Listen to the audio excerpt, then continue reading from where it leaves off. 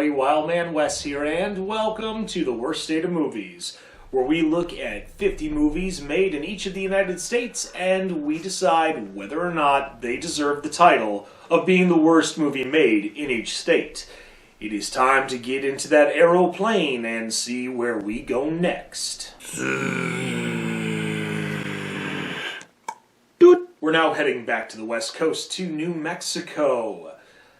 I knew we were going to have a couple horror movies on this list, and this is very difficult for me because due to the fact that every year I do Shocktoberfest in October with 31 horror movies in 31 days, still reviewing horror films throughout the year. As much as I love horror films, it can be very, very draining, but we're going to get through this as quick as possible. Today's movie in New Mexico is 1966's Billy the Kid Versus Dracula. In this movie, we have the Count himself, Dracula, traveling from Transylvania to America to look for some flesh to bite into. And what better way than to go to a cattle ranch and sinks his teeth into humans, cattle possibly, and possibly even after that find a bride.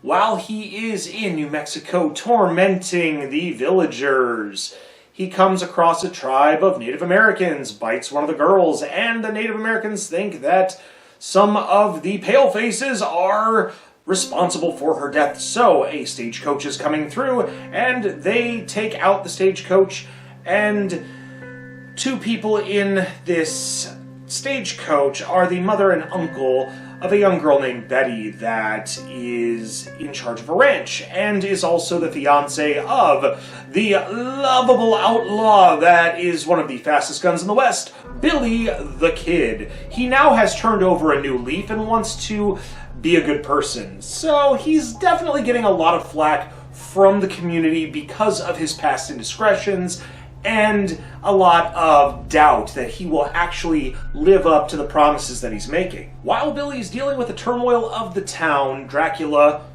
comes in and he pretends to be the uncle of Betty and goes up into a saloon hotel and takes residence, and Betty's never seen her uncle. And so when she meets Dracula and thinks he's her uncle, she's a little discerned, but still, willing suspension of disbelief, folks. That's the best way I could put it. There is a lot of tension because there were some people that Dracula did attack at the beginning of the film, and one of them recognizes him, but nobody believes her, and Billy tries to figure out what's going on with the so-called uncle, the Drac uncle, the drunkle. Well, no, that's me. What am I talking about?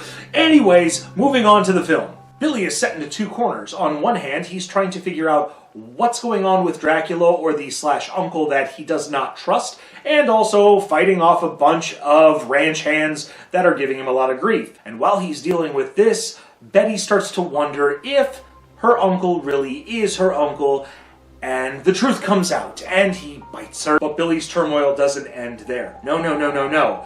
Dracula knows that Billy is the fiancé of Betty and he wants him gone, so he does anything that he can to the point of trying to fire him from the ranch, trying to get him arrested, and take Betty to a cave to make her his bride. Billy eventually figures out the truth and goes to rescue Betty, and he does, staking him in the process, and Betty and Billy live happily ever after. I did my best to abridge this one because there's I wouldn't say a lot in this movie that's convoluted. It's like an opera. 2/3 too long. And we're going to talk about the things that I like and what I don't like about this film. I'm going to start off with some of the things that I don't like, because I realize I talk about the things that I like beforehand, and in this situation, the things that I don't like, it's a little bit... The scale is tipped, let's put it that way. We're going to start off with, yes, I know this movie was made in 1966, so special effects are not going to be the greatest. However, when you see a big rubber bat being dangled around, and you can see the string... Oofa, that's pretty rough for me. Apart from the fake bat, I do have to say this. The editing even though in the 60s it was fairly lazy. Transitional parts from scene to scene seemed very, very rough. And it just...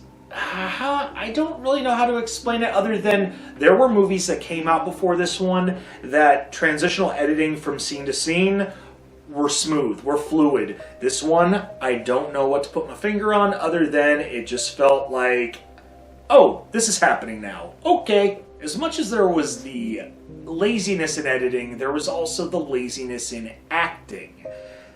It felt like they were just reading the lines off script. I guess you could say it's kind of quasi Christopher Walken reading from the cards on Saturday Night Live. However, at least Christopher Walken tries to give some energy in those performances. In this one, it just felt like, hi, I'm Dracula. I'm Betty's uncle now. I'm going to go upstairs. Leave me alone. Oh, I'm Billy the Kid. I'm tired of dealing with your bullshit. I'm going to marry Betty whether you like it or not. It felt very, row, row, row your boat gently down the stream for every single character. And even though merrily life was not a dream. And to top things off on things definitely not a dream, this is where I get into my strap-in seat, because I have to when it comes to horror movie lore and horror character lore. Dracula, a vampire, a demon of the night, a beast of the night, if you will. Nighttime. That's what they do the most damage. Dracula spends more time in the daytime in this movie than any other movie that a character of Dracula has been portrayed in any other movie. I don't know what they were going with this one. Maybe he had a special potion. Maybe he drank somebody's blood that made him become more of a daywalker. I don't know. Movie magic. Oh my gosh, man. I don't know how much more I can deal with this, but I'm committed. Here's where my insanity starts to ensue, folks. So, Dracula, as I mentioned, demon of the night, monster of the night. He apparently can handle being out in the daytime this time, and he's getting punched and kicked left and right by Billy the Kid. Nothing seems to hurt him, but chucking a pistol at him, and he goes flailing to the ground. I don't know if there was silver in that revolver or pistol or whatever gun was thrown by Billy the Kid, but dang, that must have been a gun from the Lord. We're going to talk about what I like slightly because it's a little bit of a mixed bag. The cast in this one, John Carradine is Dracula in this one, and John Carradine was a very phenomenal actor. The whole Carradine family had a lot of familiar and really great actors. John was known for a lot of his drama and also for his horror. And we did recently do an episode with John Carradine in a film called The Monster Club with Vincent Price, another horror Hall of Famer. John Carradine's performance in this, I get what he was trying to do being a menacing vampire. However, his acting and emotion in this one was very dry, as I've mentioned with all the other acting in this. It's that he had this situation where his eyes would get really wide, and then get very narrow, and get really wide, and get really narrow, and wide, and narrow, and wide, and narrow, and I was wondering if I was watching a movie or an eye chart test. I'm not sure. Anyways, moving on. Chuck Corduroy does what he can as Billy the Kid. I honestly feel that his acting was more prevalent and more above anybody else in this cast. However, as I mentioned, it's a mixed bag, and in this situation, it was putting perfume on a pig, and I really hate saying that, because I do like movies that are westerns, and I do love movies that are horror. And when you put them together, I'm expecting something magical. In this situation, I got something that I find in the toilet. And now it's time to grade this. Billy the Kid versus Dracula. Oh man, I hate dogging movies like this, especially as I mentioned, with genres that I really enjoy. Folks, at least I hope you appreciated my honesty with this review. I do sit down and try to watch a lot of these things, and this one, I can't really say it's a rewatchable, except for maybe once. where it's one of those Mystery Science Theater type situations where you're hanging out with your friends and you want to watch something really messed up just to either groan or get some cheap laughs.